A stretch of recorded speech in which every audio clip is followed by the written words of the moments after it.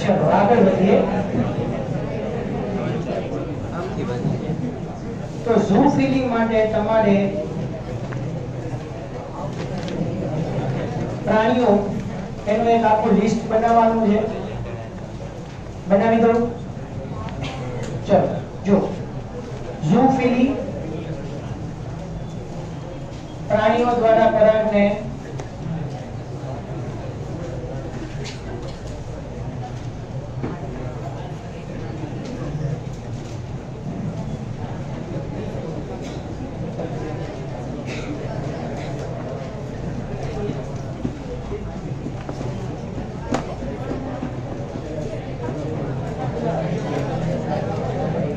बराबर प्राणियों द्वारा परागने હવે એની અંદર કયા કયા પ્રાણીઓનો સમાવેશ થાય આખું એક લિસ્ટ બનાવી દઈએ। કયા કયા આવશે? ઉડા, પતંગિયા,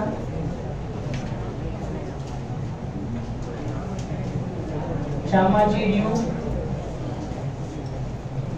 પક્ષીઓ તેમાં કયા બે? sunbird,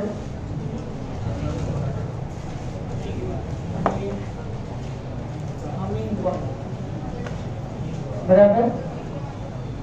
પછી માખી, મધમાખી, પ્રાઇમેટ્સ કયા આવશે? લેમુર, बराबर। પછી દાંત ધરાવનાર કર્તનશીલ પ્રાણીઓ,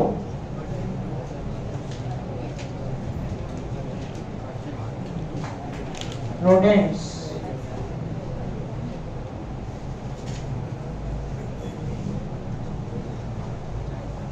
ગેકો ગરોળી,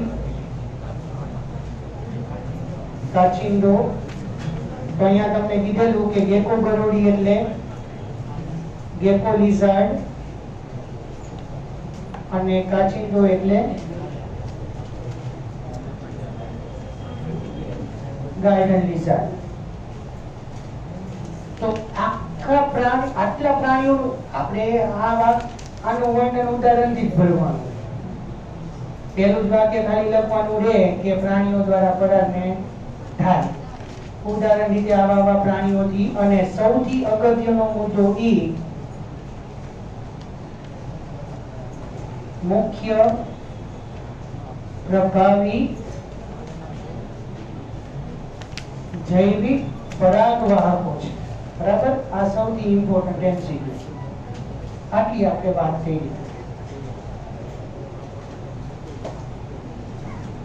अच्छा हजी आनी अंदर तमने माकड़, कीड़ी, बराबर जेटला प्राणीओ तमने याद आवता है, बाकी टेक्स्ट बुक ना तो मेन अंदर आवा ज जोईए, बराबर। तो आ रीते प्राणीओनी अंदर परागनयનમાં બીજી એક છેલ્લું લાઈન એવી લખી છે કે પ્રાણીઓ દ્વારા પરાગનયન જ્યારે થાય ત્યારે પુષ્પની અંદર કોઈ વિશિષ્ટ પ્રકારની વિવિધતા કે અનુકૂલન યુક્ત ફેરફારો જોવા મળે છે। તો ઝૂફિલી ધરાવતી વનસ્પતિઓમાં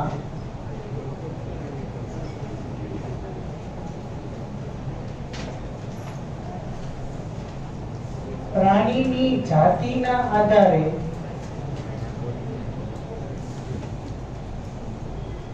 વિશિષ્ટ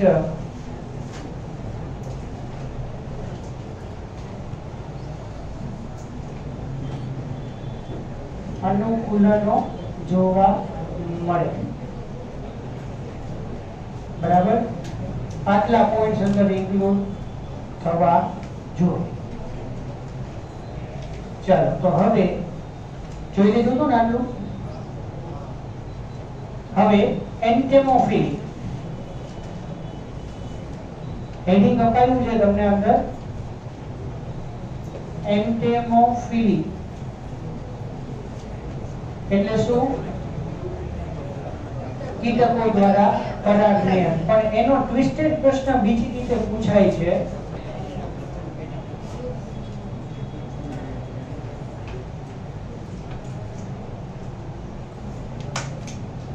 એનો બીજો પ્રશ્ન શું પૂછાય? ઝૂફિલી નો પેટા પ્રકાર સમજાવો.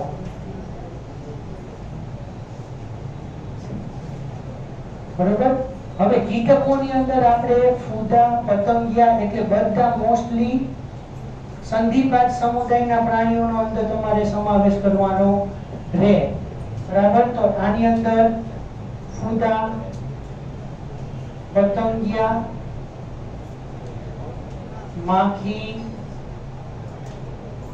મધમાખી, કીટકો, ભૃંગ કીટકો વગેરેનો સમાવેશ થાય. હવે કીટક દ્વારા પરાગિત વનસ્પતિમાં મેઇન આપણે કયા લક્ષણો બનાવી શકાય? કાલે પવન દ્વારા પાણી દ્વારા પરાગનયનમાં આપણે અમુક મુદ્દા લખ્યા હતા જેની ત્યાં જરૂરિયાત નહોતી. શું કયા મુદ્દા આવશે અહીંયા? પુષ્પો આકર્ષક રંગ ધરાવે. બરોબર. પુષ્પો આકર્ષક રંગ ધરાવે પ્લસ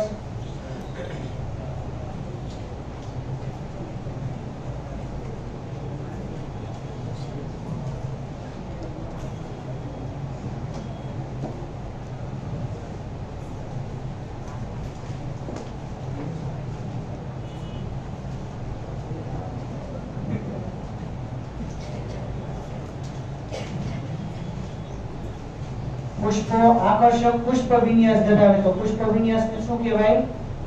પુષ્પની ગોઠવણી પ્લસ અમુક પુષ્પો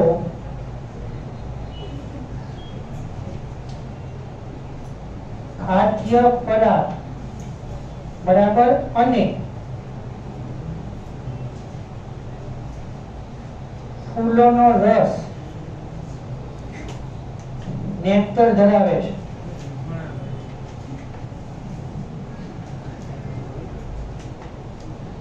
જો અહીંયા શું છે કે કીટક દ્વારા જ્યારે પરાગનયન થતું હોય ને ત્યારે ખાસ પુષ્પ એ કીટકને વળતર ચૂકવવું પડે. એટલે આમ બંને જગ્યા એ પુષ્પ દ્વારા ચૂકવાતું વળતર છે. કીટકો જ્યારે પરાગનયનની ક્રિયા કરે છે તો પરાગનયનની ક્રિયાની સામે વનસ્પતિને કીટકોને વળતર ચૂકવવું પડે. બીજી રીતે કહીએ તો એને કર ચૂકવવો પડે. બીજી રીતે કહીએ તો એને બદલો આપવો પડે. એને એના બદલામાં કંઈક વસ્તુ આપવી પડે. તો એક ઇમ્પોર્ટન્ટ લાઈન છે ટેક્સ્ટ બુકમાં, અંડરલાઈન કરી લેજો કે ખાદ્ય પરાગ અને ફૂલોનો રસ એ વનસ્પતિ દ્વારા અપાતા વળતર છે એવો કંઈક શબ્દ હશે.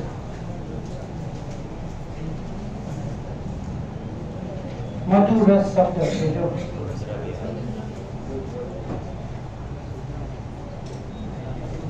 પુરસ્કાર મળ્યું. મધુર રસ અને ખાદ્ય પદાર્થ. હવે આની અંદર તમે શબ્દમાં ગમે તે ફેરફાર કરી શકો. પુરસ્કાર લખો, વળતર લખો કે એને કર ચૂકવવો પડે એમ લખો. બરાબર. 13મા ચેપ્ટરની અંદર આ બધી વાતો આવશે. તો અમુક પુષ્પો ખાદ્ય પરાગરજ અને ફૂલોનો રસ એ કીટકોને ચૂકવે. બીજું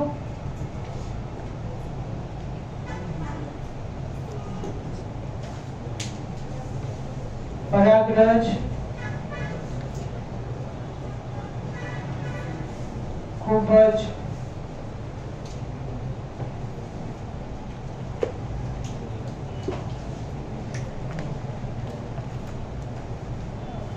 ઓછી સંખ્યામાં ઉત્પન્ન થાય. શું કામ? કારણ કે પરાગરજનો વ્યય થવાની શક્યતા ખૂબ જ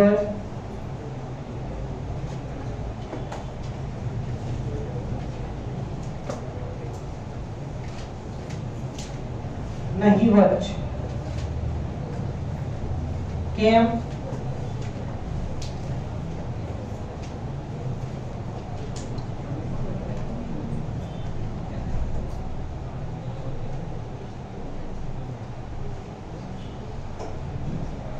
બરાબર?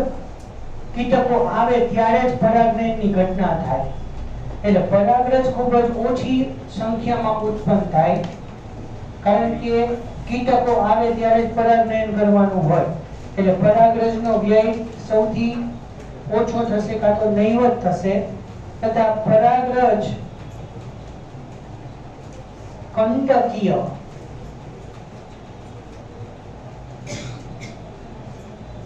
અથવા ચીકણી હોય છે. એટલે શું લખાય? શ્લેષ્મ યુક્ત, કે જેથી કરીને તે કીટકોના શરીર સાથે સહેલાઈથી ચોંટી જાય. અને જો શક્ય હોય, વર્ણન તો આટલું જ છે, શક્ય હોય તો યુક્કામાં ફૂદા દ્વારા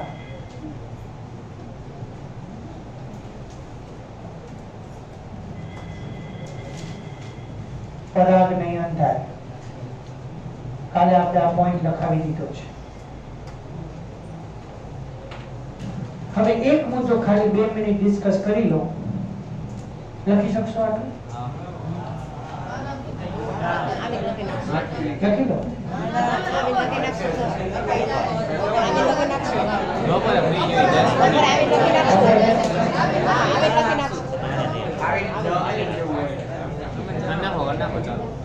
લખી લો.